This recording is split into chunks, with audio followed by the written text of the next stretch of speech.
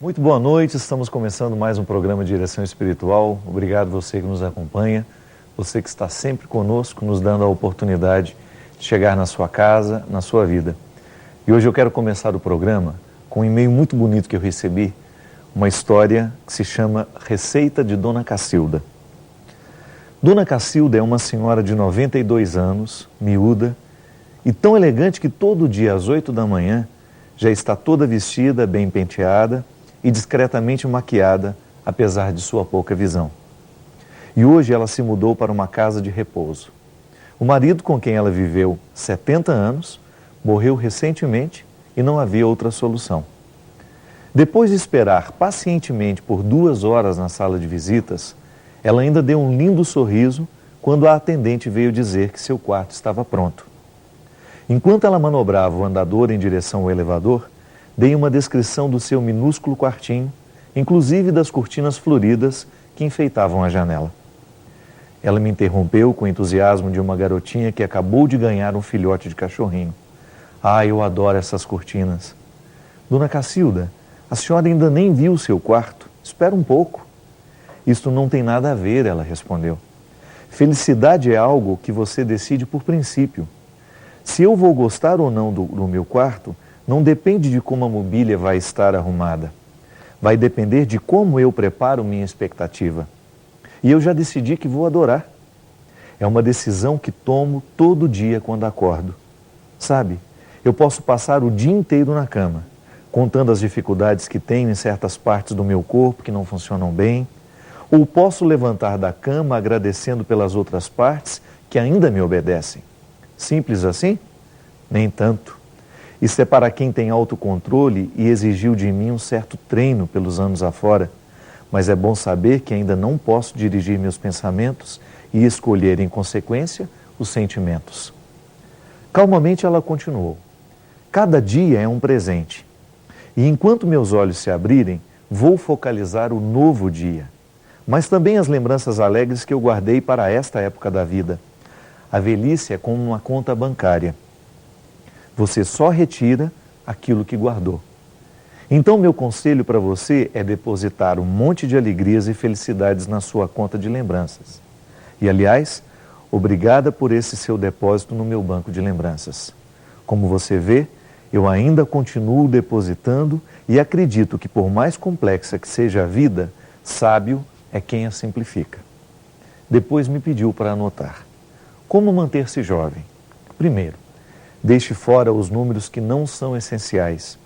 Isto inclui a idade, o peso e a altura. Deixe que os médicos se preocupem com isso. Segundo, mantenha só os amigos divertidos. Os depressivos puxam para baixo. Lembre-se disso, se isso um dia você se tornar também. Aprenda sempre. Aprenda mais sobre computadores, artes, jardinagem, o que quer que seja. Não deixe que o cérebro se torne preguiçoso. Uma mente preguiçosa é ofício do alemão, oficina do alemão. E o nome do alemão é Alzheimer. Aprecie mais as pequenas coisas. Ria muitas vezes durante muito tempo e alto. Ria até lhe faltar o ar. E se tiver um amigo que o faça rir, passe muito e muito tempo ao lado dele. Quando as lágrimas aparecerem, aguente, forte e ultrapasse. A única pessoa que fica conosco toda a nossa vida somos nós próprios. Viva enquanto estiver vivo. Rodeie-se das coisas que ama, quer seja a família, animais, plantas, hobbies, o que quer que seja. O seu lar é o seu refúgio. Se é boa, mantenha. Se é instável, melhore-a. Se não consegue melhorá-la, procure ajuda. Não faça viagens de culpas. Faça uma viagem ao centro comercial até um país diferente, mas não para onde haja culpa. Diga às pessoas que ama e que as ama a cada oportunidade. De nada vale a vida se não tocarmos o coração das pessoas. Muito bonito, né? Acho muito interessante que nessa pequena história da Dona Cacilda, que nós não sabemos se é verdadeira ou não, se essa pessoa existe ou não, o mais importante é o que a história sugere, né? Costumo dizer que não é o fato de existir a pessoa ou não, mas é o fato de nós podermos ser como a pessoa. Uma história pode sempre nos sugerir uma postura, um jeito de ser gente. Um personagem pode nos sugerir um jeito de ser gente. É por isso que eu gosto sempre de dizer que a literatura nos enriquece muito. Porque nós temos contato com pessoas que nos sugerem jeito de ser. Você toma contato com a riqueza do outro. Por isso que é bom conhecer pessoas, a gente ter a oportunidade de entrar dentro da vida das pessoas. Minha gente, é tão interessante o quanto a gente cresce, por exemplo, no momento que a gente visita um hospital. Quando você passa de leito em leito, encontrando a dor das pessoas, ouvindo a história que cada pessoa tem para dizer, a maneira como está enfrentando aquele sofrimento, aquela dor, a maneira como está fazendo, o que ela está fazendo para tentar superar os obstáculos daquele instante, daquele momento. O quanto que nós podemos aprender no momento que nós saímos do mundo que é nosso, que está todo estruturado para a gente, e a gente entra na estrutura do outro. Como a gente fez aqui, com essa história dessa senhora que estava prestes a entrar no seu asilo, mas já preparando, com antecedência dentro do coração, aquilo que ela iria encontrar. É a oportunidade que essa mulher teve de criar a boa expectativa. Eu me recordo que uma vez nós falávamos aqui no programa que quando a gente vai mudar, quando a gente vai precisar passar por um processo de mudança, é bom que a gente crie boas expectativas. Não estou dizendo para a gente se iludir, estou dizendo para a gente se deixar abrir, para a gente encontrar um novo com esperanças. O que é o otimismo? É quando nós colocamos uma ponta de esperança naquela expectativa. O pessimismo é o contrário, né? É quando a gente já chega achando que vai dar tudo errado. Já parou para pensar quantas vezes na vida nós perdemos a oportunidade de viver coisas boas justamente porque nós nos revestimos da postura pessimista? Nós precisamos aprender com essa senhora e criar dentro de nós a disposição para essa juventude eterna, né? Que não é apenas o aspecto jovial da aparência, mas é sobretudo o espírito da gente. Quando a gente percebe que mesmo tendo 80, 90 anos, as pessoas ainda conseguem nutrir esperanças. Isso é o mais bonito. E hoje nós queremos ajudar você, através do nosso programa, a alimentar essa esperança, né? Todos nós precisamos disso o tempo todo. Uma história que a gente escuta, um testemunho que chega até o nosso coração, até o nosso ouvido, e de repente alguma coisa muda dentro de nós. É o que a gente precisa. Todos os dias sentir que Deus tem a oportunidade de mudar o nosso coração, de nos acelerar neste processo de conversão, que é nada mais, nada menos que a melhoria do nosso ser. Estar convertido e estar em processo de conversão é a gente não perder de vista a melhoria do ser. É isso que Deus quer. Religião não é para nos impor obrigações, não é para nos impor um monte de preceitos, não. Religião é para melhorar o que a gente é. É para a gente ultrapassar as barreiras dos nossos limites, quem sabe aprendendo a conviver com eles, a superá-los aos poucos.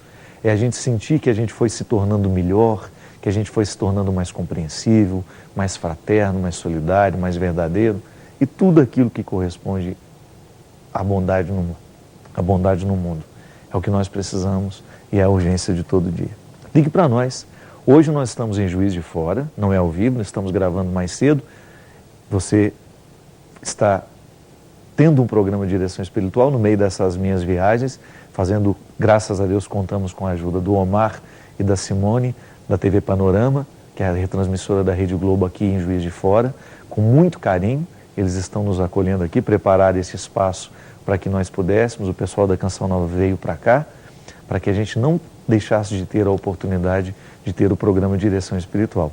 São os nossos parceiros, são os nossos amigos, gente que acredita no nosso trabalho, gente que ama a Canção Nova, que abre as portas dos seus espaços para que a gente tenha a oportunidade de fazer o programa Direção Espiritual acontecer, mesmo quando a gente não tem a oportunidade de estar em Cachoeira Paulista. Mas você pode ligar para nós, porque ao vivo, neste momento, existem pessoas atendendo aqui no call center, na Canção Nova, 0 operadora 12 31 86 26 00. Você pode passar também o seu SMS, que já está passando aí o endereço na tela. Você manda nesse número que está, com a letra CN, não vou falar o número agora porque eu não estou com ele na mão, vou falar errado. Você manda a sua mensagenzinha e aparece para nós aqui na tela. E recordando que muitas questões do SMS depois são apresentadas também aqui no programa de Direção Espiritual. Porque algumas pessoas pedem oração, outras aproveitam a oportunidade para pedir um aconselhamento e nós nos utilizamos de todos esses recursos para poder entrar em contato com você e deixar que você também entre em contato com o programa de Direção Espiritual. Muito obrigado pelo carinho e obrigado ao Omar e à Simone por nos darem a oportunidade de estarmos aqui hoje em Juiz de Fora fazendo o programa de Direção Espiritual. Com a alegria que nós temos hoje, né? Estou vendo também pela primeira vez o livro, finalmente saiu, né? O livro Cartas entre Amigos sobre Medos Contemporâneos, eu e meu querido amigo, meu querido irmão Gabriel Chalita, que é um livro que foi lançado pela Ediouro, mas que você também poderá comprar aqui pela Canção Nova. Então, se você ligar hoje, você já pode adquirir o seu livro que fala sobre medos contemporâneos. Aqui a gente trata sobre diversos tipos de medos, minha gente. O medo da solidão, o medo da traição, o medo da morte, o medo da inveja, o medo da mentira, o medo do vazio, o medo de tantas coisas que são próprias do mundo de hoje. E a gente fala de maneira muito interessante porque cartas são sempre leves, né? Por mais que o conteúdo seja muitas vezes pesado, a carta ela nos proporciona um formato que ajuda a leitura. É bom ler carta, não é ler carta dos outros, né? Quando você tem a oportunidade de entrar no contexto do outro, você tem a oportunidade de entrar na reflexão do outro de uma maneira leve. É como a gente ler as cartas de São Paulo, né? É um conteúdo muito bom de ler, porque ele está falando de realidades muito práticas. Quando São Paulo escreve à comunidade dos filipenses, quando São Paulo escreve a Timóteo, que é um grande amigo dele, você entra no contexto da amizade dos dois, você entra no contexto daquilo que é comum entre os dois, daquilo que eles já viveram. E é sempre bom a gente ler a carta do outro, por isso você tem uma oportunidade de conhecer um pouco mais. E este livro é muito verdadeiro, porque fala das dores do Gabriel, fala também das minhas dores, da minha vida, da vida do Gabriel Chalita, numa perspectiva do Evangelho. A gente tentar, através da filosofia, da literatura, da poesia, da psicologia, da teologia, que são conteúdos que a gente gosta, né? A gente não é especialista em tudo isso, mas a gente gosta, a gente estuda isso.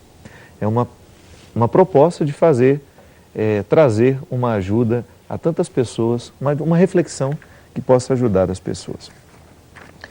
Mas a gente vai começar aqui, atendendo as cartas, os e-mails que estão chegando.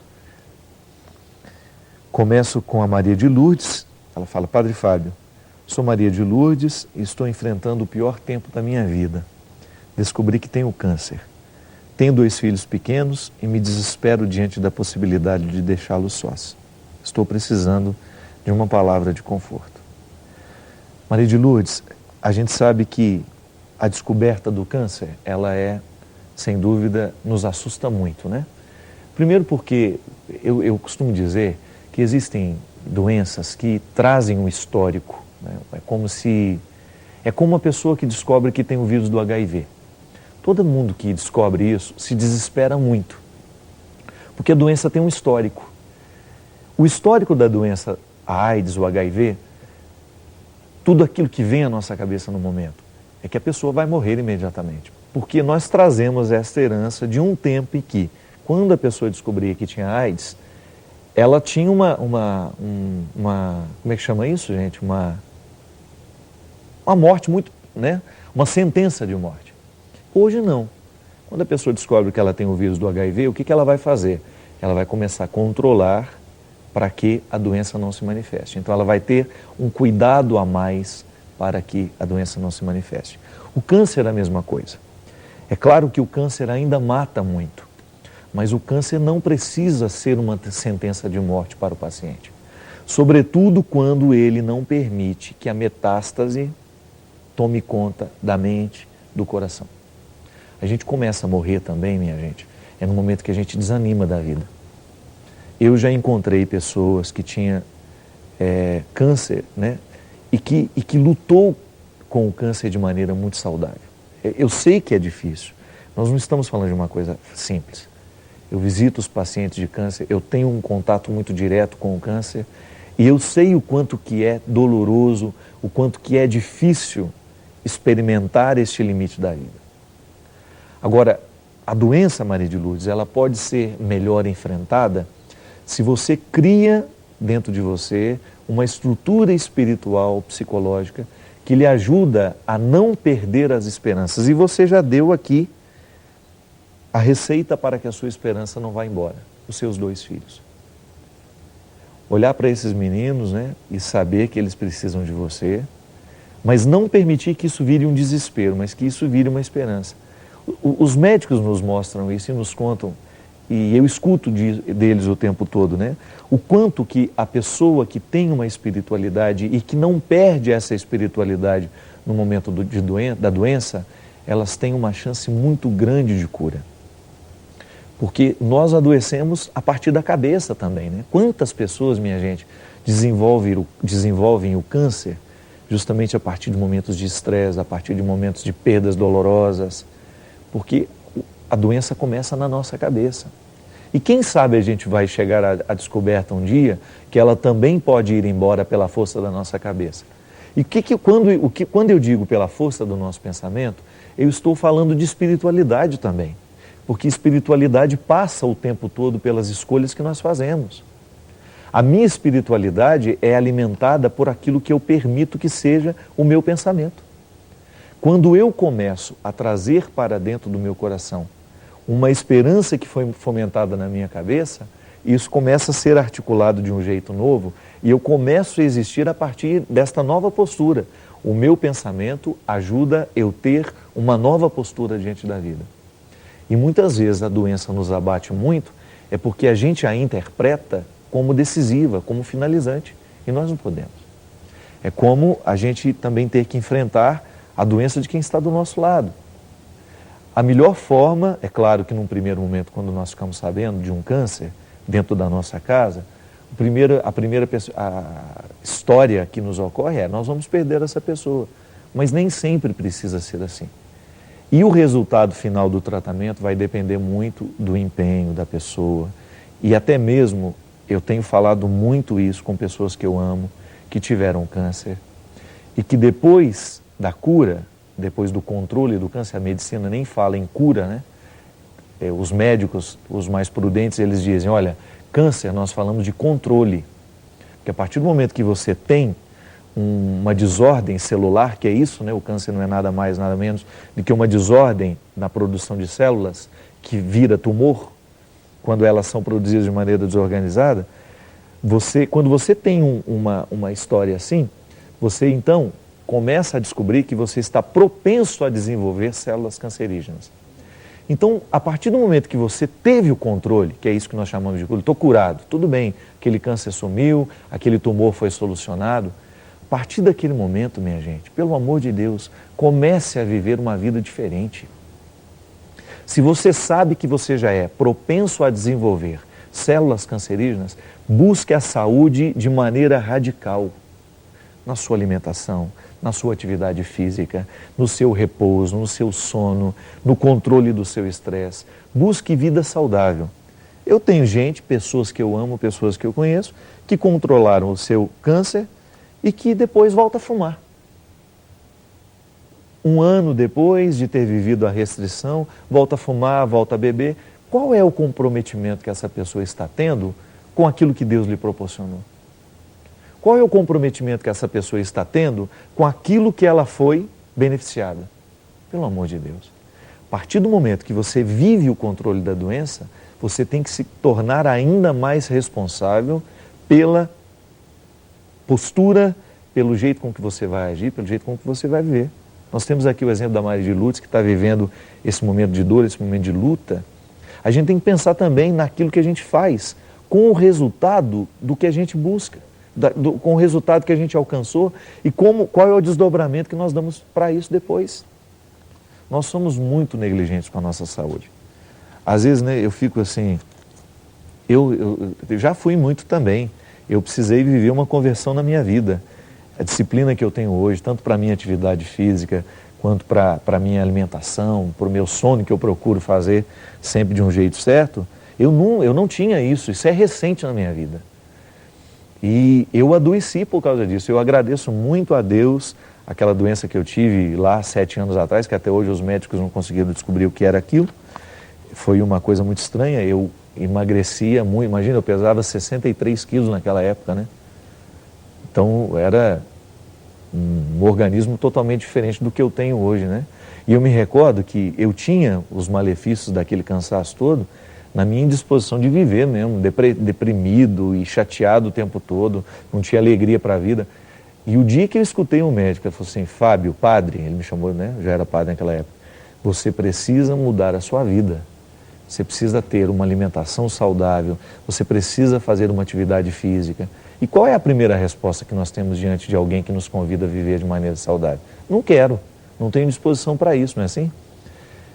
Mas naquele momento em que eu assumi isso, a minha vida mudou. Hoje eu tenho outra disposição para viver. Tanto é que a hepatite que eu tive no ano passado, né, eu me lembro que o doutor Antônio falou para mim, você agradeça que você teve essa doença no momento em que você estava extremamente saudável. Então Deus nos protege, mas a gente também tem que fazer a nossa parte, né? Nós temos que fazer a nossa luta. E espiritualidade é isso, minha gente. É muito bonito quando a gente descobre que o cuidado com a vida passa o tempo todo por isso. Maria de Lourdes, viva esse tempo da sua doença com o cuidado ainda dobrado, minha filha. E o cuidado que eu digo é na sua alimentação, no seu descanso e, sobretudo, na sua espiritualidade. O ser humano só pode ser equilibrado à medida em que ele conjuga bem a saúde do corpo com a saúde do espírito. Não adianta nada a gente cuidar do corpo se a gente esquece o espírito. Não adianta nada se a gente cuida do espírito e esquece do corpo. Estas irresponsabilidades, elas nos custam caro depois. Porque da mesma maneira como nós morremos no corpo, nós podemos morrer no espírito antes de morrermos no corpo. Aí nós nos transformamos naquela pessoa desagradável, nós não temos metástases na carne, mas temos metástases em todos os aspectos da nossa personalidade. Somos uma pessoa desagradável, somos uma pessoa pesada, somos uma pessoa invejosa, porque esse também é um câncer terrível que nós podemos ter na vida. Quando nós descobrimos que nós estamos sendo acometidos, né, por uma série de doenças da alma que nos transformam em pessoas insuportáveis num contexto da nossa casa, do nosso trabalho, da nossa vida. E não foi para isso que Deus nos fez, né? Não é para a gente ficar capenga desse jeito, né? Mas força, minha filha, estamos com você, estamos rezando por você. Padre Fábio, Lourdes de Santa Catarina. Quando uma pessoa falece, ela volta para prejudicar as que ficam? Deus que me livre, você já imaginou? Se com os vivos já está difícil de lidar, ainda ter que lidar com os mortos também? Não, minha filha, pelo amor de Deus, nós não acreditamos nisso não. Nós acreditamos que a morte, ela é um processo de ruptura com este tempo, mas de abertura para um novo tempo.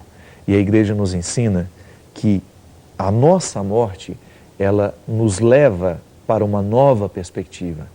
Ela nos abre portas para um novo tempo. E este novo tempo, com este novo tempo, nós só podemos ter contato através da oração, da nossa intercessão.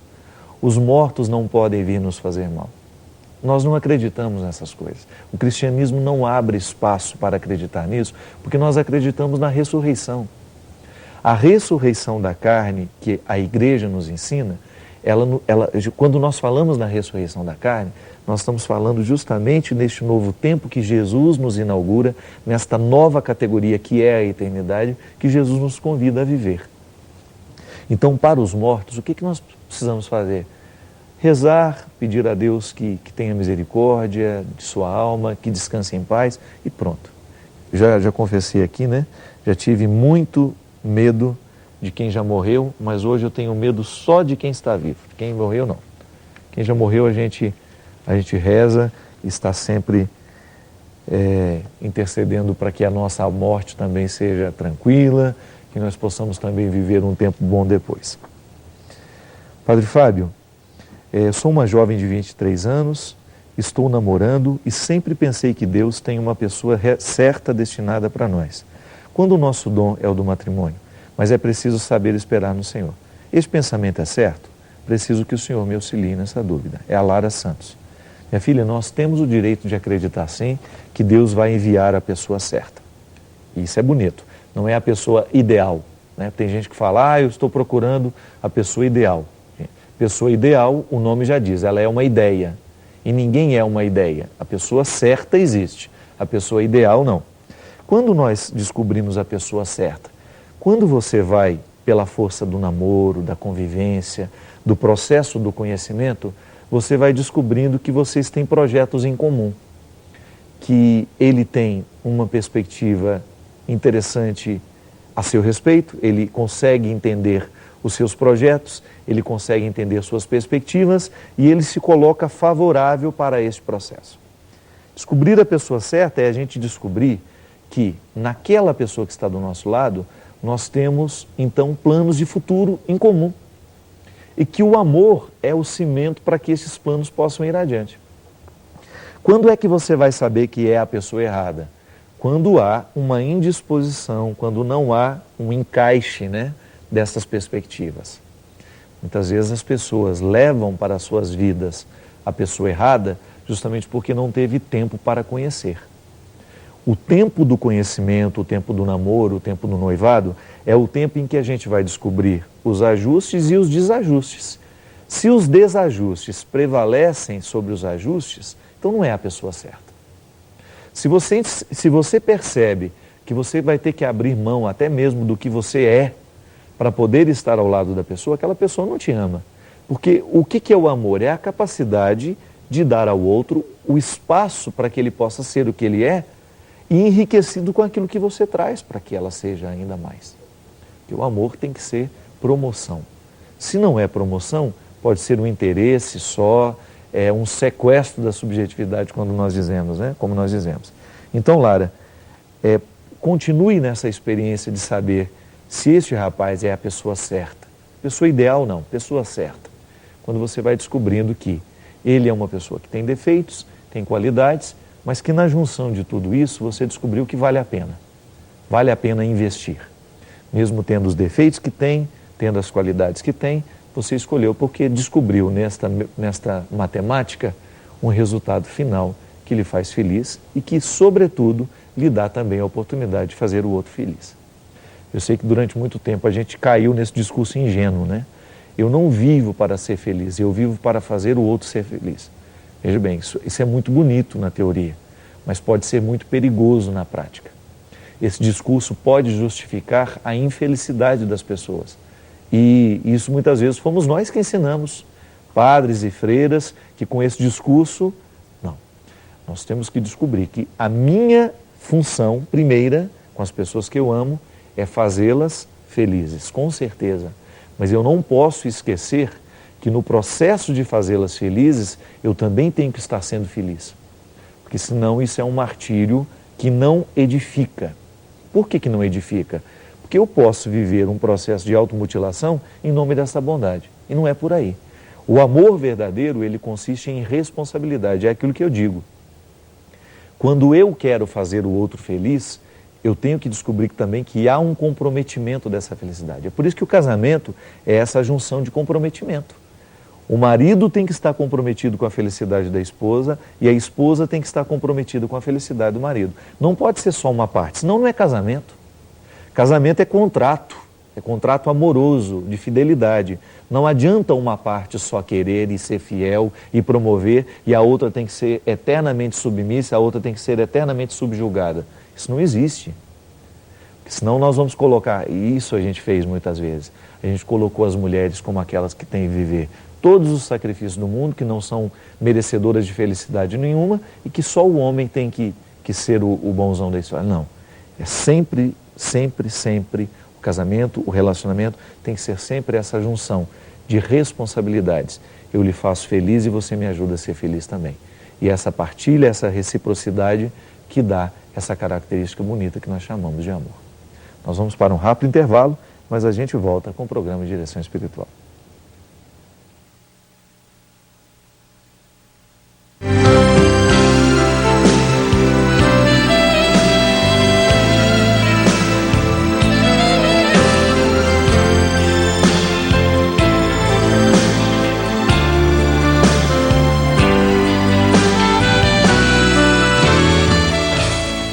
Fazer memória ao que a gente ama, fazer memória desse Cristo na história, é eu tomar a identidade que despenca da cruz em mim. Kairós com o Padre Fábio de Melo, vencendo os medos e conquistando vitórias. Presenças de Gabriel Chalita, Eros Biondini, Laércio Oliveira, dia 24 de maio em Cachoeira Paulista. Informações 12 3186 2600. O céu começa na mente. A Canção Nova dispõe de um lugar especial para você fazer o seu retiro. A nossa casa de encontros em Lavrinhas, um verdadeiro refúgio, um lugar de descanso e encontro com Deus. Ao longo do ano, preparamos vários retiros para você. Retiros de formação, aprofundamento, cura e libertação e, em especial, os retiros para casais. Com um número limitado de vagas, a casa proporciona esse ambiente ideal para o seu retiro. Ligue para nós, obtenha informações e reserve o seu lugar. Olá galera, PHN de todo o Brasil. Você agora pode receber todos os dias no seu celular uma dica de como viver o PHN. Basta enviar um torpedo para nós, CN, espaço, PHN para 46991 e todos os dias você receberá essa dica, CN, espaço, PHN para o número 46991 e todos os dias uma dica de como viver o PHN. Quando dissestes buscai o meu rosto, o meu coração te disse a ti, o teu rosto, Senhor, buscarei. Salmo 27, versículo 8.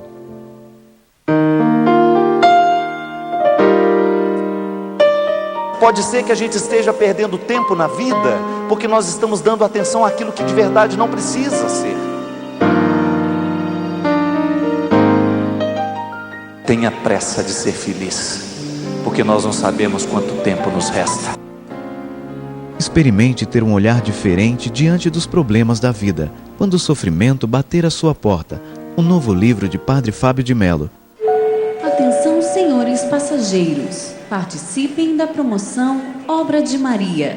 Conseguindo 15 pessoas confirmadas para uma peregrinação, você ganha a sua viagem. Dirija-se imediatamente à Obra de Maria através do telefone 12 31 86 20 55 e garanta a sua viagem. Obra de Maria, mais que viagens, encontros com Deus.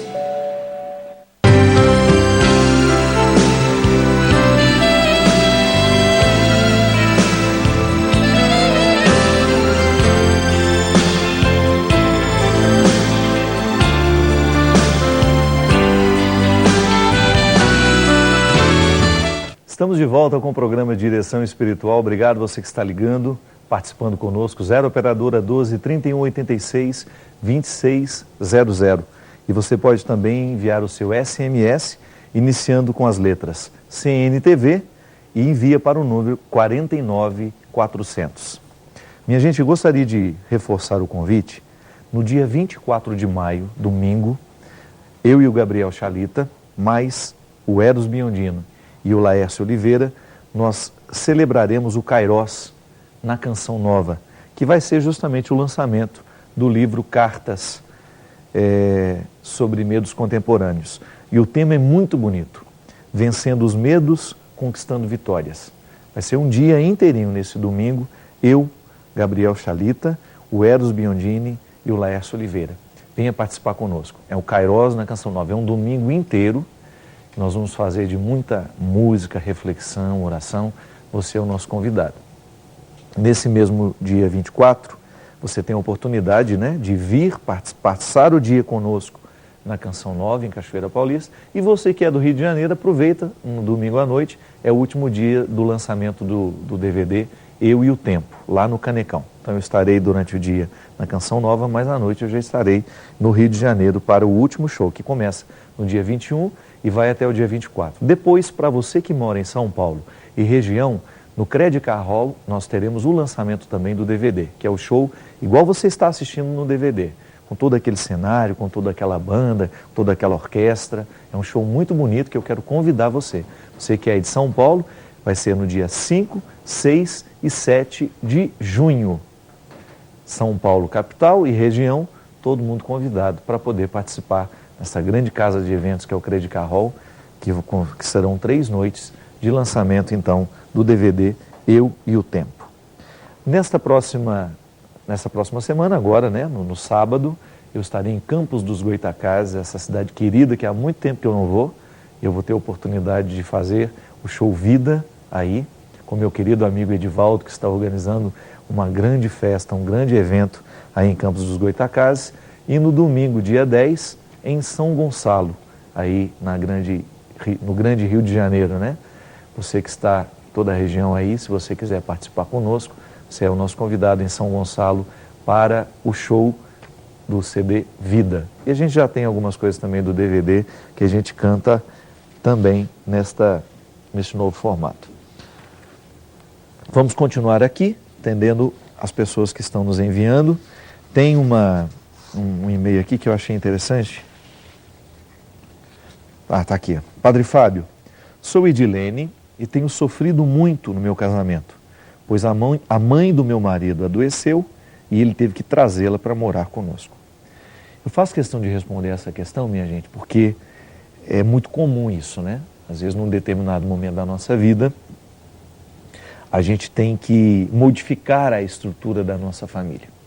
Eu até estava conversando com um amigo meu essa semana, que passou pela mesma situação. Só que lá, graças a Deus, não foi um problema. Mas é claro que a estrutura da família é modificada cada vez que você tem uma nova pessoa dentro de casa.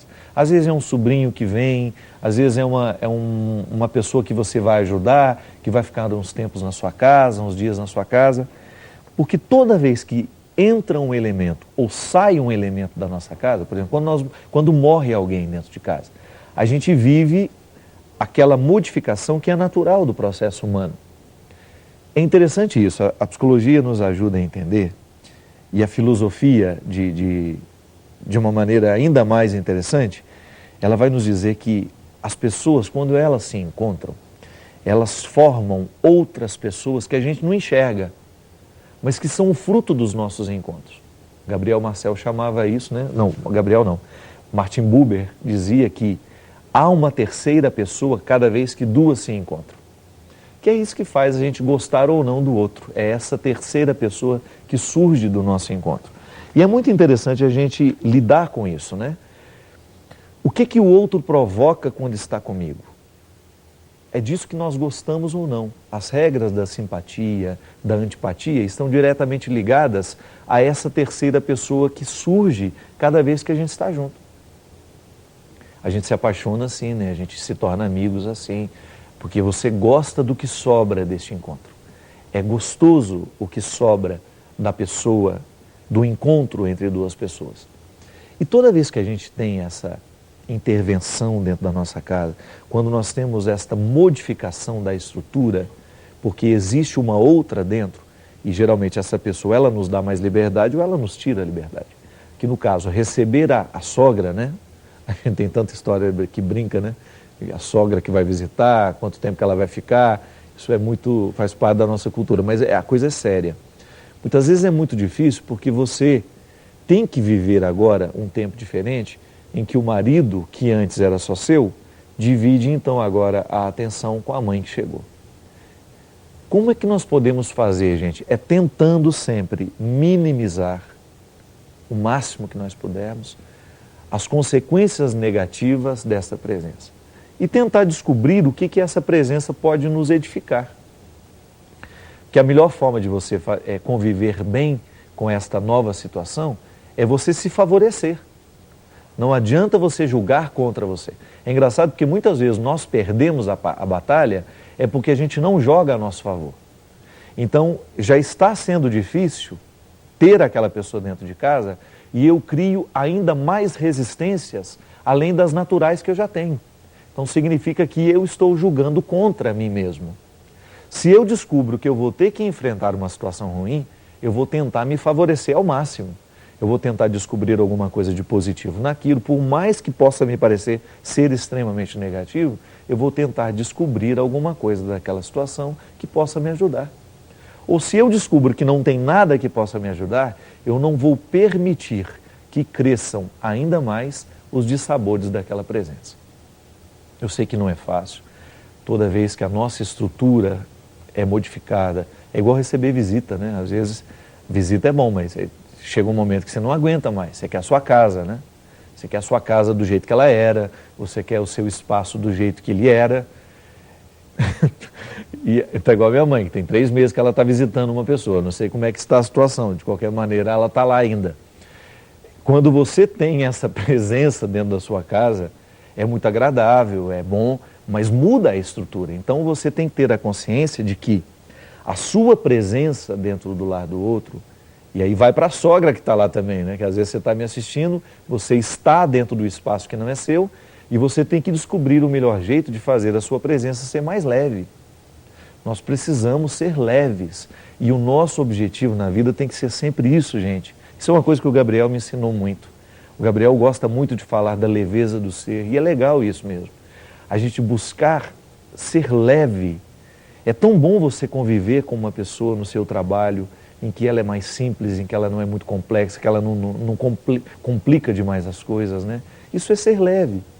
Então, quando eu tenho que passar por um tempo em que eu sei que as coisas não vão ser muito fáceis, eu vou buscar os meus recursos para poder viver bem aquele tempo.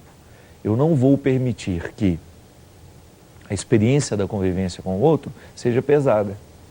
Eu tive agora, né, a graça de viver nesse tempo, dessas últimas semanas agora, eu fiquei 18 dias fazendo os caminhos de São Paulo. Nós passamos pela Turquia e depois pela Grécia, cruzando ali os itinerários da visita de São Paulo. E nós estávamos num grupo de 22 pessoas. E era uma coisa que eu sempre dizia para o grupo. Gente, o melhor jeito de nós rezarmos durante essa viagem, mesmo porque os nossos ambientes em que a gente estava, a gente não tinha nem muitas vezes o espaço de celebrar a missa. Muito território muçulmano, não havia muitas igrejas católicas, as que havia nem sempre a gente tinha acesso para fazer a missa. Então eu sempre dizia, olha, vamos fazer da nossa viagem, que a nossa oração seja a gente buscar a leveza. Porque num grupo de 22 pessoas, se alguém resolve ser mal-humorado o tempo todo, se alguém resolve ser pesado o tempo todo, a gente prejudica o resto do grupo. E era tão bonitinho, sabe, perceber em algumas pessoas a busca pela leveza. Quando você olhava para aquela senhora que já estava cansada da viagem, que já estava com as pernas doídas ao final do dia, mas ela renovando dentro de si, sabe? A leveza. Eu percebia isso em muita gente. Aliás, eu gostaria de manifestar o meu carinho a todo mundo que viajou comigo, ao José, lá de Limoeiro do Norte, uma pessoa encantadora que me deixou extremamente sensibilizado com a sua presença entre nós, o Antônio, irmão dele, todo o grupo que estava com a gente lá, de maneira muito especial, o José que me chamou muita atenção. E eu me recordo que logo quando a gente começou a viagem, muita gente eu conhecia lá de Taubaté, assim, de nome, como a dona Cidinha Barbosa. A dona Cidinha, mãe da Eliane Indiane, uma amiga minha lá de Taubaté, sogra do Paulo, e a dona Joaninha também estava, que é a mãe do Paulo. E a dona Cidinha era uma pessoa que eu conhecia de vista, de me encontrar de vez em quando. Mas o quanto que aquela senhora foi instrumento de Deus na minha viagem, sabe por quê? Por uma razão muito simples, pela alegria que ela me causava. Confesso para você que eu estava muito tenso na época de viajar, estava com o lançamento do livro, lançamento do DVD, e deixar a minha vida e ficar 18 dias fora não é muito fácil. Mas é interessante a gente descobrir que existem algumas pessoas que elas acabam sendo chaves para a gente poder dar conta da vida ali. Ali foi a dona Lucy, a Leila, a dona Cidinha, a dona Joaninha, a convivência, né? A Irene, a dona Isabel, tanta gente, a Glória, a dona Terezinha, mãe da Glória. Quando a gente teve a oportunidade de descobrir, na Sueli, lá da Vila Maria de São Paulo, quando você foi descobrindo um por um, né? E o papel que aquela pessoa exercia na sua vida ali, naquele momento, quando a gente descobria que o cansaço era de todos, mas que ao mesmo tempo as esperanças também, a gente renovava isso no dia a dia. O grande Walter, que é o proprietário lá da empresa que fez a viagem, mais a sua esposa Lisete, o carinho deles com a gente, as guias que nos acompanhavam. Então a gente faz na vida algumas experiências práticas de descobrir que a minha vida naquele momento foi modificada, eu não estava na minha casa, eu não estava com a minha segurança, eu não estava com as minhas coisas, com a segurança do meu lar, da minha estrutura, com os meus significados, mas então eu tenho a oportunidade de tocar na leveza do outro. E aí a gente fica mais leve também. É isso que a gente precisa fazer. Quando você tem essa situação difícil, de modificação da sua estrutura de lar, de família, busque essa leveza, porque é sempre muito importante. Não torne mais pesado do que já é. Imagina se a gente ficasse lá mal-humorado no segundo dia, eu quero ir embora para minha casa, e a gente perderia todo o prazer da viagem. Vamos atender agora a Elaine Moraes, que mandou um e-mail para a gente dizendo assim: Padre Fábio, meu noivado de 6 anos terminou e agora estou tendo muita dificuldade de enfrentar essa perda. Como posso fazer? É claro, Elaine, que quanto mais tempo é o investimento, né, que a gente tem ao lado de uma pessoa, quanto mais tempo você investe a sua vida ao lado de uma pessoa e depois isso dá certo, dá errado, né, maior é a dificuldade de depois viver esse processo de sofrimento. O sofrimento psíquico é muito duro, né? Uma coisa é você sentir uma dor na perna, uma dor no braço, uma dor de cabeça, esse é o sofrimento físico. Mas o sofrimento psíquico é muito difícil de ser sentido porque ele faz doer tudo, né? E é muito difícil mesmo conseguir encontrar o ponto de equilíbrio. Eu costumo dizer que essas questões afetivas, elas precisam ser racionalizadas. Se a gente não racionaliza, minha gente, a gente sofre dobrado. O que é racionalizar? É você começar a pensar de maneira um pouquinho mais fria sobre o que aconteceu, sobre o que você perdeu.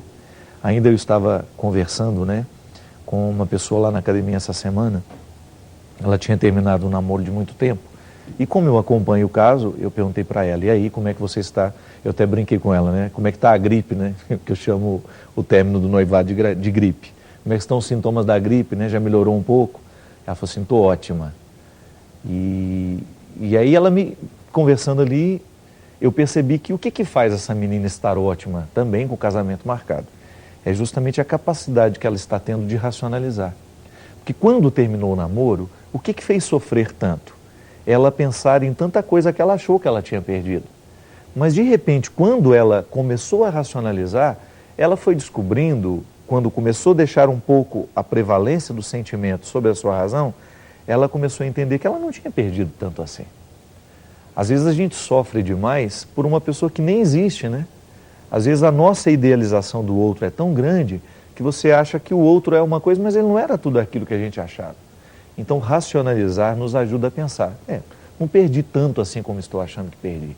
É um jeito bonito que a gente tem. Às vezes a pessoa, quando ela está muito emocionada, ela acaba esquecendo da razão. Um exemplo disso a gente via lá na nossa viagem, né? Dona Ieda é uma pessoa que eu gosto muito, ela é de Manaus. E eu adoro irritar a Dona Ieda. E toda vez que eu queria irritar a Dona Ieda, a gente passava, o Cristiano está aqui, ele sabe, a gente passava, via uns monumentos bonitos lá, estávamos em umas ruínas lá, né? Aí eu falava alto assim para o grupo: em Manaus não tem uma ruína dessa. Aí ela ficava vermelha. E eu achava interessante porque é muito fácil irritar a Dona Ieda. É só você falar que em Manaus não tem isso. Porque como ela é uma manauense apaixonada pela terra, e é tão lindo você perceber isso, né? E eu mando aqui o meu abraço carinhoso a todo o povo de Manaus. E eu via nela o tanto que naquele momento que ela esquecia a razão, em que ela se deixava levar pela emoção, ela ficava brava. Aí se eu passava perto de uma ponte, eu falava: em Manaus não tem uma ponte dessa. Aí ela já vinha, ela brava de novo. Ela já levantava dentro do ônibus. E todo o grupo sabia que eu fazia isso só para brincar com ela. Mas ela levava a brincadeira sempre na emoção.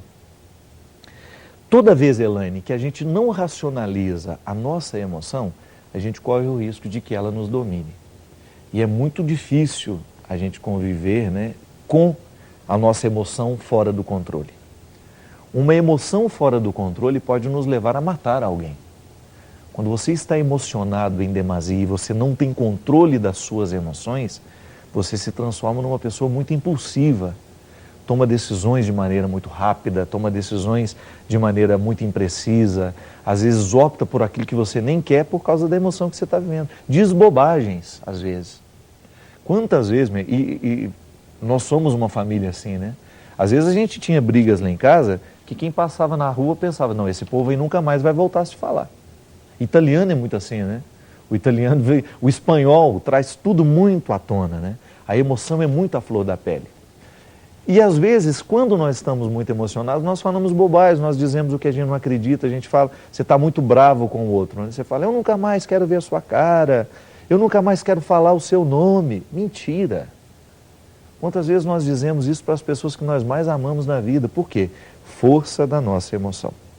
O problema é que às vezes o discurso muito emocionado, ele pode ferir muito o outro. Então, a gente acaba ficando muito machucado porque a gente guardou aquilo como uma verdade. E às vezes quando você rompe um relacionamento, o que dói tanto? É você pensar em todo o investimento afetivo que você fez e agora não está tendo o retorno que você esperava. Então aí é o momento de racionalizar. Tudo bem, terminou o namoro, não tem como mudar, não há retorno, não há volta, mas o que eu posso fazer a partir de agora? O mundo não acabou. É a primeira coisa que precisa racionalizar isso. Porque nem tudo que a gente sente é verdadeiro. Então, eu sinto que meu mundo acabou, mas não é verdade. Meu mundo não acabou porque o outro foi embora. Eu não posso colocar todas as minhas esperanças em cima de uma pessoa. Ela não tem a obrigação de ser o alicerce da minha vida. Eu posso trazê-la para a minha vida e colocá-la como uma peça muito importante. E isso é bom que a gente saiba viver isso. Amar e ser amado é muito importante. Você ter pessoas que fazem parte da sua estrutura afetiva, isso é inevitável. Não dá para você viver sozinho o resto da sua vida. Você vai ter seus amigos, você vai ter as pessoas que são especiais, a sua família. Mas há momentos em que você perde. Da mesma maneira como você perdeu o noivo, o rapaz perde o seu pai, o rapaz perde a sua mãe. E a estrutura afetiva fica fragilizada. Perder alguém é você, de alguma maneira, perder um pouco do que você é. Como é que você pode superar a morte? É racionalizando também. É quando você começa a organizar o luto, colocando as realidades no lugar. Tudo bem, eu perdi aquela pessoa, mas eu ainda tenho a minha vida, eu ainda tenho os meus filhos, eu ainda tenho o meu trabalho, eu ainda tenho os meus amigos. E eu começo a me distanciar da minha emoção e começo a colocá-la no lugar. Não existe receita mágica para isso, minha filha. É buscando no seu dia a dia, permita-se recuperar dessa perda. Porque se você não se permitir, vai ser impossível você chegar à superação desta dor e dessa perda. Aqui a pessoa não quis se identificar, ela mandou através do memorando lá da Canção Nova, das pessoas que ligam para nós durante o programa. Ela está dizendo que ela é muito perseguida por pessoas dentro da igreja, pessoas da sua comunidade, e quer saber como fazer para vencer essa perseguição. Ela reza muito, mas quer uma ajuda a mais para essa situação. Bem, perseguição, toda vez que e é impossível a gente não ser perseguido na vida, né? Basta você fazer alguma coisa que destaca, basta você ter uma presença na sociedade que você começa a viver perseguição. Isso, gente, todo mundo vive isso. É claro que quanto maior é o trabalho daquela pessoa, quanto maior é a exposição daquela pessoa, maior vão ser as perseguições que ela vai ter. Mas também comece a pensar, racionalizar isso. O que a perseguição do outro pode fazer? O que eu posso permitir que essa perseguição faça comigo? E é aí que está a grande questão. Se o outro tem uma visão ruim sobre mim, eu não posso permitir que essa visão do outro sobre mim seja determinante. Então, o que eu preciso fazer? Minimizar o poder desta maledicência, desta perseguição, com coisas boas. Descubra aqueles que lhe perseguem e faça o bem. Não tem outro jeito. A melhor forma de diluir o poder do mal sobre a vida é a gente optando pela bondade, pelas coisas boas. Não há outro jeito, não. E não adianta a gente ficar irritado, a gente perder a paz. Nós vamos ter sempre as pessoas que vão ser contrárias, nós não vamos ser unanimidade. Você aí no seu trabalho, como arquiteto, como advogado, como dentista, como médico, você vai ter a inveja, o ciúme das pessoas que trabalham com você. Não adianta. Onde existe ser humano, existe questões assim, mesquinhas. Agora, nós, pelo amor de Deus, nós que acreditamos em Deus, nós que vivemos a dinâmica do Evangelho, nós não podemos permitir que essas coisas prevaleçam sobre nós. É o grande desafio. Volto a dizer, não temos receitas mágicas, mas nós temos dicas muito preciosas que Jesus nos entregou. Foi Jesus mesmo que disse, olha, se bateu desse lado, ofereça o outro, isso você desconcerta o outro que lhe agride. Se o outro chega gritando com você, chega mal educado com você, e se você é mal educado com ele também, você está dando a ele combustível para que ele seja ainda mais agressivo com você.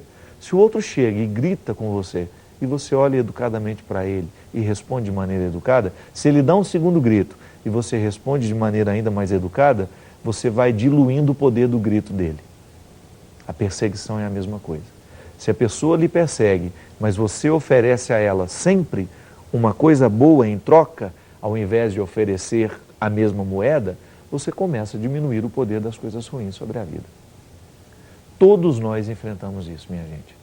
Você que está me assistindo agora, pode ser que você sinta na sua carne o peso, a dor de ser perseguido, de ser invejado, de ser caluniado. Vão inventar muitas coisas, as pessoas são muito maldosas, as pessoas ficam muito incomodadas com o sucesso do outro. É natural isso na vida.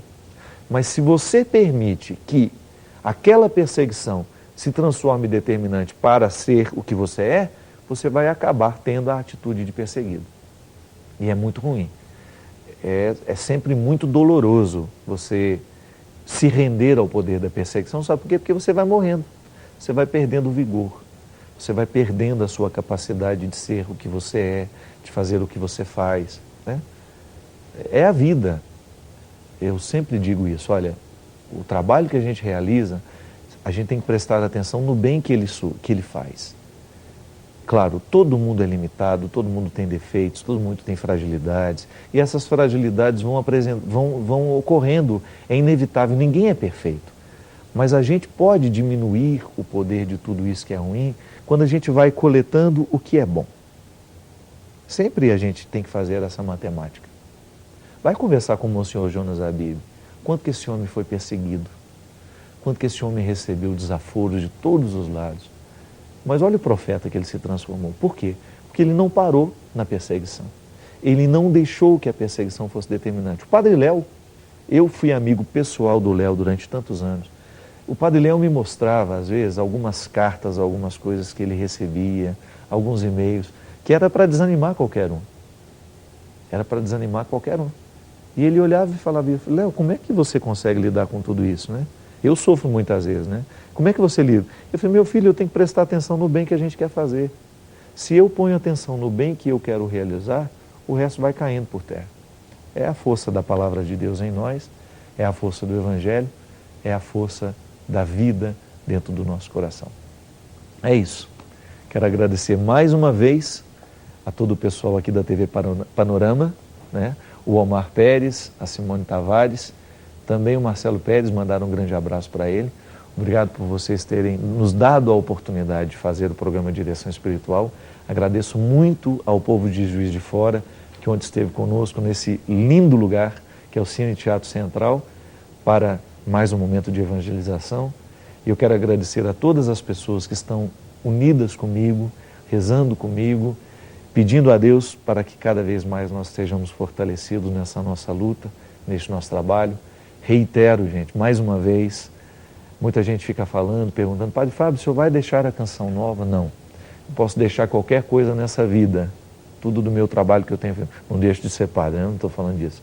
Todos os trabalhos que eu falo, a Som Livre, a LGK, os trabalhos novos, a Canção Nova é minha casa, a Canção Nova é o meu lugar.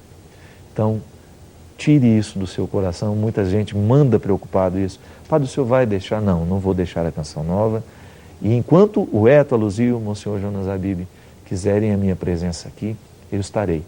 Porque eu sou muito mais padre por causa da Canção Nova e eu não vou deixar isso, porque eu só preciso disso na minha vida, dos instrumentos que fortaleçam o meu ministério sacerdotal. Muito obrigado a você.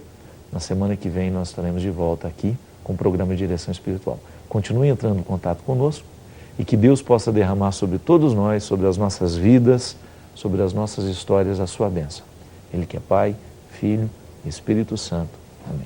Muito obrigado pelo carinho e até a semana que vem.